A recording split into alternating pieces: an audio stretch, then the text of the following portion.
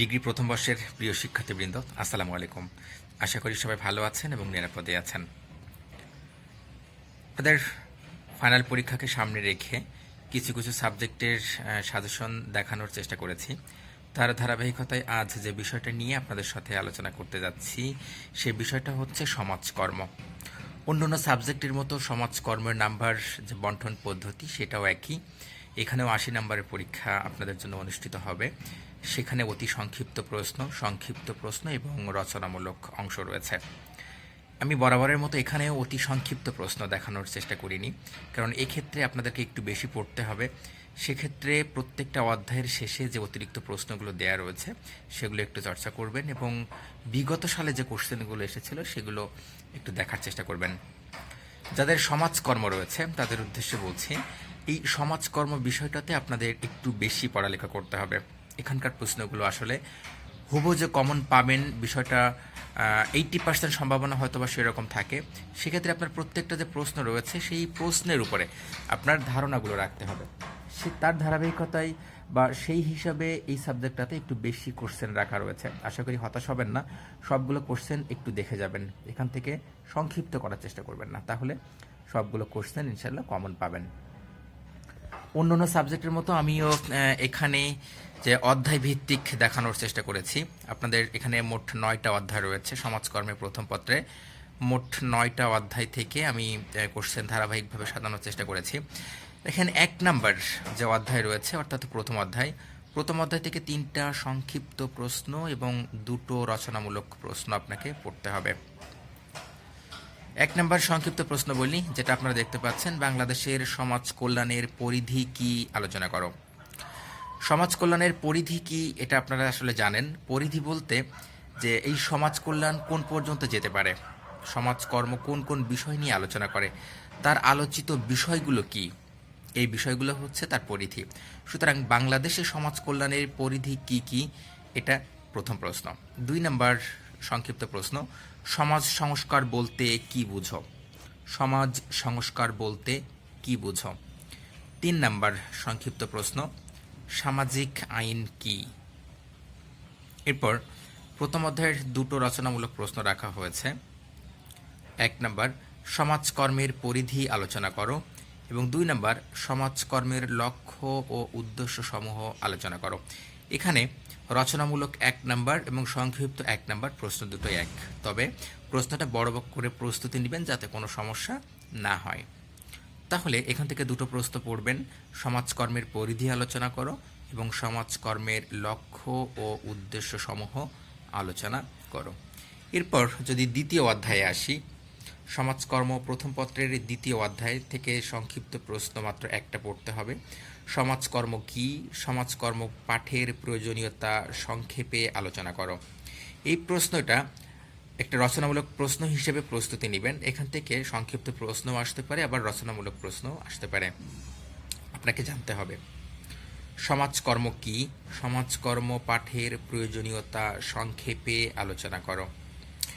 2য় অধ্যায় থেকে রচনামূলক প্রশ্ন দেখবেন, সমাজকর্মের লক্ষ্য উদ্দেশ্য সমূহ আলোচনা করো। সমাজকর্মের লক্ষ্য ও উদ্দেশ্য সমূহ আলোচনা করো।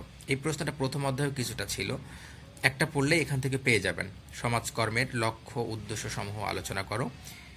এবং 2 নাম্বার যে রচনামূলক প্রশ্ন রয়েছে সেটা, সমাজকর্মের সংজ্ঞা দাও। সমাজকর্মে কি কি দার্শনিক মূল্যবোধ অনুসরণ করা হয়। আবার বলছি, সমাজকর্মের সংজ্ঞা দাও। সমাজকর্মে কি কি দার্শনিক মূল্যবোধ অনুসরণ করা হয়। 2য় অধ্যায় থেকে মোট 3টা প্রশ্ন রাখা হয়েছে, তার ভিতরে একটা রচনামূলক প্রশ্নের সাথে প্রথম অধ্যায়ের একটা মিল আছে।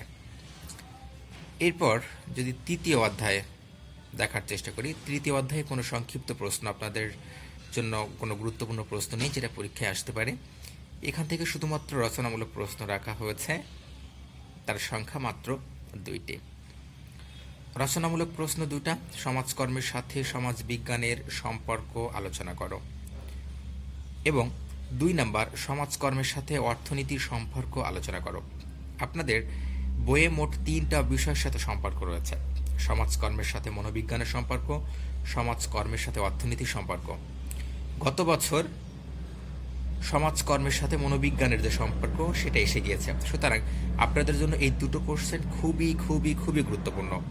সমাজকর্মের সাথে সমাজ বিজ্ঞানের সম্পর্ক এবং সমাজকর্মের সাথে অর্থনীতির সম্পর্ক আলোচনা করো। এই দুটো বিষয় আপনাদের খুবই গুরুত্ব সহকারে কিন্তু পড়তে হবে। এখান থেকে একটা কোশ্চেন ইনশাল্লাহ কমন পাবেন। এরপর যদি 4 নাম্বার অধ্যায়ে আসি, সমাজকর্ম প্রথম পত্রের 4 নাম্বার অধ্যায়, এখানে 4টা সংক্ষিপ্ত প্রশ্ন রাখা হয়েছে। 1 নাম্বার, এলিজাবেথীয় দারিদ্র্য আইন কি? এলিজাবেথীয় দারিদ্র্য আইন কি? 2 নাম্বার সংক্ষিপ্ত প্রশ্ন, 1601 সালের দরিদ্র আইনের বৈশিষ্ট্য লিখো। 3 নাম্বার সংক্ষিপ্ত প্রশ্ন, বিভারিজ রিপোর্ট কি? বিভারিজ রিপোর্ট কি? এবং 4 নাম্বার সংক্ষিপ্ত প্রশ্ন, 1834 সালের দারিদ্র আইন সংস্কার কেন প্রণীত হয়? চতুর্থ অধ্যায় থেকে এই 4টা সংক্ষিপ্ত প্রশ্ন, যার প্রত্যেকটি উত্তর এই চতুর্থ অধ্যায়ে পাবেন। দেখেন, এখান থেকে 4টা পড়বেন। এলিজাবেথীয় দারিদ্র আইন কি, 1601 সালের দারিদ্র আইনের বৈশিষ্ট্য, বিভারেজ রিপোর্ট কি এবং 1834 সালের দরিদ্র আইন সংস্কার কেন প্রণীত হয়। এই মোট 4টা সংক্ষিপ্ত প্রশ্ন আপনাকে এখান থেকে পড়তে হবে। এই অধ্যায় থেকে রচনামূলক প্রশ্ন। রচনামূলক প্রশ্ন দেখেন, এখান থেকে একটা রচনামূলক প্রশ্ন রাখা হয়েছে, দেখতে পাচ্ছি। সেই রচনামূলক প্রশ্ন হচ্ছে, ইংল্যান্ডের সামাজিক নিরাপত্তা কর্মসূচি বিকাশে বিভারিজ রিপোর্টটির অবদান ব্যাখ্যা করো। আবার দেখানোর চেষ্টা করছি, ইংল্যান্ডের সামাজিক নিরাপত্তা কর্মসূচি বিকাশে বিভারিজ রিপোর্টটির অবদান ব্যাখ্যা করো। এটার উত্তর চতুর্থ অধ্যায়ে পাবেন। প্রিয় শিক্ষার্থীবৃন্দ, এরপর পঞ্চম অধ্যায়, সমাজকর্ম প্রথম পত্রের 5ম অধ্যায়ের থেকে 2টো সংক্ষিপ্ত প্রশ্ন রাখা হয়েছে। 1 নাম্বার সংক্ষিপ্ত প্রশ্ন, আমেরিকায় 1929 সালে মহা অর্থনৈতিক মন্দা সম্পর্কে কি জানো বা কতটুকু জানো? 1 নাম্বার, আমেরিকায় 1929 সালে মহা অর্থনৈতিক মন্দা সম্পর্কে কি জানো? 2 নাম্বার সংক্ষিপ্ত প্রশ্ন, স্টেট বোর্ড অফ চ্যারিটি বা রাষ্ট্রীয় দানশীলতা বোর্ড কি? আবার বলছি, স্টেট বোর্ড অফ চ্যারিটি বা রাষ্ট্রীয় দানশীলতা বোর্ড কি? যে কোনো একটা আসতে পারে, এমন আসতে পারে স্টেট বোর্ড অফ চ্যারিটি কি, অথবা বাংলায় আসতে পারে রাষ্ট্রীয় দানশীলতা বোর্ড কি। সেক্ষেত্রে উত্তর কিন্তু একই হবে। পঞ্চম অধ্যায় থেকে একটা মাত্র রচনামূলক প্রশ্ন রাখা হয়েছে, সেটা আমেরিকা যুক্তরাষ্ট্রের সমাজসেবা সংগঠনে স্টেট বোর্ড অফ চ্যারিটিজ এর অবদান আলোচনা করো। 1 নাম্বার, আমেরিকা যুক্তরাষ্ট্রের সমাজসেবা সংগঠনে স্টেট বোর্ড অফ চ্যারিটি এর অবদান আলোচনা করো। এটা এর সমাধান পঞ্চম অধ্যায়ে পাবেন। এরপর আমি একটু ভুল করে ফেলেছিলাম, সেটা হচ্ছে সপ্তম অধ্যায়টা আগে লিখে ফেলেছি, যদিও ষষ্ঠ অধ্যায়ের পরেই আছে। সপ্তম অধ্যায়ে একটু দেখেন, সপ্তম অধ্যায় থেকে বেশ কিছু সংক্ষিপ্ত প্রশ্ন রাখা হয়েছে এবং এই অধ্যায়টা একটু বড় আছে। প্রথমেই বলেছি, বরাবরের মতো সমাজকর্মের সাবজেক্টটি যাদের আছে তাদের একটু বেশি পরিশ্রম করতে হবে, একটু বেশি প্রশ্ন পড়তে হবে, কারণ এখানে অধ্যায়ের সংখ্যাও অনেক বেশি, প্রশ্নও অনেক বেশি। দেখেন, সপ্তম অধ্যায় থেকে যে সংক্ষিপ্ত প্রশ্ন রাখা হয়েছে সেখানে 5টা। 1 নাম্বার প্রশ্ন, সমাজ সংস্কার বলতে কি বোঝো? সমাজ সংস্কার বলতে কি বোঝো বা কি বোঝায়? 2 নাম্বার, ব্রাহ্ম সমাজ কি? 3 নাম্বার সংক্ষিপ্ত প্রশ্ন, আলিগড় আন্দোলন কি? আলিগড় আন্দোলন কি? 4 নাম্বার সংক্ষিপ্ত প্রশ্ন, চিরস্থায়ী বন্দোবস্ত কি? 5 নাম্বার একটা সংক্ষিপ্ত প্রশ্ন এখানে আছে, বেগম রোকেয়ার অবদান সংক্ষেপে আলোচনা করো। সপ্তম অধ্যায় থেকে বেশ কিছু রচনামূলক প্রশ্ন পড়তে হবে আপনাদের। 1 নাম্বার, আলিগড় আন্দোলনের প্রভাব লিখো। কোশ্চেনটি আপনাদের জন্য গুরুত্বপূর্ণ। আগে বলেছি, এখানে যে সাবজেক্ট যে প্রশ্নগুলো দেখানো আছে, প্রশ্নগুলো প্রত্যেকটি প্রশ্নই গুরুত্বপূর্ণ। এখান থেকে কোনোভাবেই সংক্ষিপ্ত করার চেষ্টা করবেন না, কারণ সমাজকর্মের সাবজেক্টে একটু বেশি প্রশ্ন পড়তে হবে। সুতরাং সবগুলো প্রশ্ন দেখে যাবেন। 1 নাম্বার, আলিগড় আন্দোলনের প্রভাব লিখো। 2 নম্বর রচনামূলক প্রশ্ন, হাজী শরিয়তুল্লাহর ফরায়েজি আন্দোলনের বিভিন্ন দিক আলোচনা করো এবং সমকালীন মুসলিম সমাজে এ আন্দোলনের প্রভাব আলোচনা করো। হাজী শরিয়তুল্লাহর ফরায়েজি আন্দোলনের বিভিন্ন দিক আলোচনা করো এবং সমকালীন মুসলিম সমাজে এ আন্দোলনের প্রভাব আলোচনা করো। 3 নম্বর রচনামূলক প্রশ্ন, সমাজ সংস্কারক হিসেবে ঈশ্বরচন্দ্র বিদ্যাসাগরের অবদান আলোচনা করো। সমাজ সংস্কারক হিসেবে বা সমাজ সংস্কারক ঈশ্বরচন্দ্র বিদ্যাসাগরের অবদান আলোচনা করো। 4 নম্বর, মুসলিম জাগরণে বেগম রোকেয়ার অবদান আলোচনা করো। এই অবদান যেগুলো রয়েছে হাজী শরিয়তুল্লাহ, ঈশ্বরচন্দ্র বিদ্যাসাগর এবং বেগম রোকেয়া, এখান থেকে একটা কোশ্চেন পাবেন ইনশাল্লাহ। এরপর 6ষ্ঠ অধ্যায়, আগে বলেছি একটু ভুল করে ফেলেছিলাম, আগে 7ম অধ্যায় দেখিয়ে ফেলেছি। এখন দেখেন 6ষ্ঠ অধ্যায় যেটা বাদ পড়েছিল। 6ষ্ঠ অধ্যায়ে আপনাদের প্রশ্ন সংখ্যা কমই আছে। এখানে একটা সংক্ষিপ্ত প্রশ্ন এবং একটা মাত্র রচনামূলক প্রশ্ন আছে। একটি সংক্ষিপ্ত প্রশ্ন, সেটা প্রাচীন ভারতে সমাজসেবার প্রকৃতি ও বৈশিষ্ট্য বর্ণনা করো। 1 নম্বর, প্রাচীন ভারতে সমাজসেবার প্রকৃতি ও বৈশিষ্ট্য বর্ণনা করো। 2 নম্বর, রচনামূলক প্রশ্ন 1 নম্বর, বাংলাদেশের আধুনিক সমাজকর্মের ইতিবৃত্ত আলোচনা করো। বাংলাদেশের আধুনিক সমাজকর্মের ইতিবৃত্ত আলোচনা করো। এবার 8ম অধ্যায়। 8ম অধ্যায় থেকে একটা মাত্র সংক্ষিপ্ত প্রশ্ন রাখা হয়েছে এবং 2টো রচনামূলক প্রশ্ন আছে।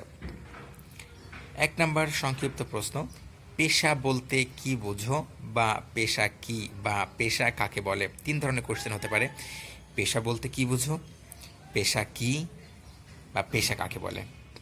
2 নম্বর অর্থাৎ রচনামূলক প্রশ্ন 1 নম্বর, পেশাদার ও অপেশাদার সমাজকর্মের পার্থক্য আলোচনা করো। পেশাদার ও অপেশাদার সমাজকর্মের পার্থক্য আলোচনা করো।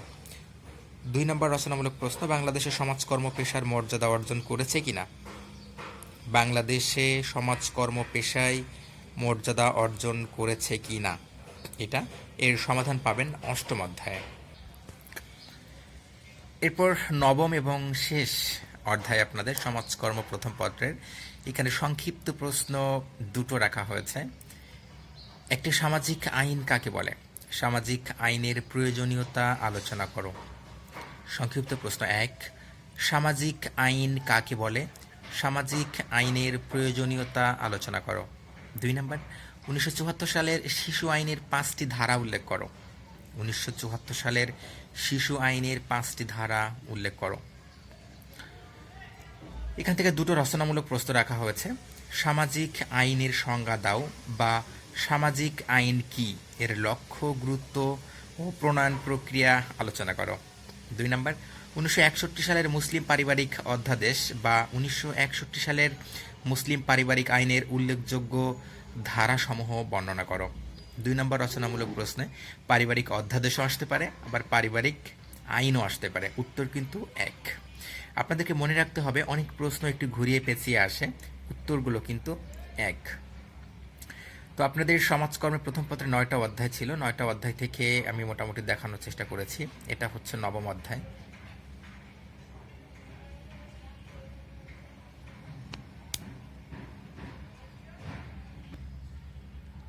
এটা 8ম অধ্যায়।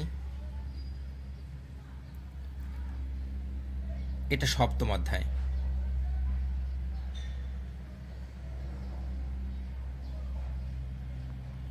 এটা 6ষ্ঠ অধ্যায়।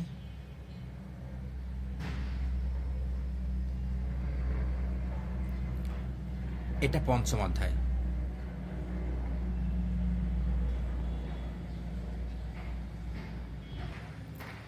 এটা 4র্থ অধ্যায়।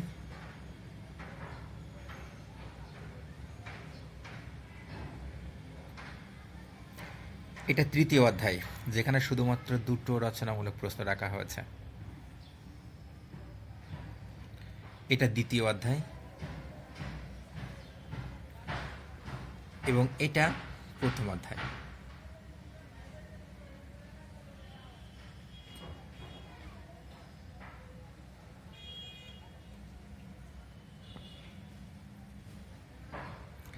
প্রিয় শিক্ষার্থীবৃন্দ, আসলে সময়ের স্বল্পতার কারণে প্রশ্নগুলো টাইপ করে আপনাদের সামনে উপস্থাপন করার সময় আসলে হয়ে ওঠেনি।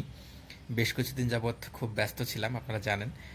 জাতীয় বিশ্ববিদ্যালয়ের ডিগ্রি তৃতীয় বর্ষের খাতা এসেছিল, সেই খাতাগুলো মূল্যায়ন করতে বেশ সময় লেগেছে, যার কারণে আপনাদের সঙ্গেও অতটা সময় দিতে পারিনি।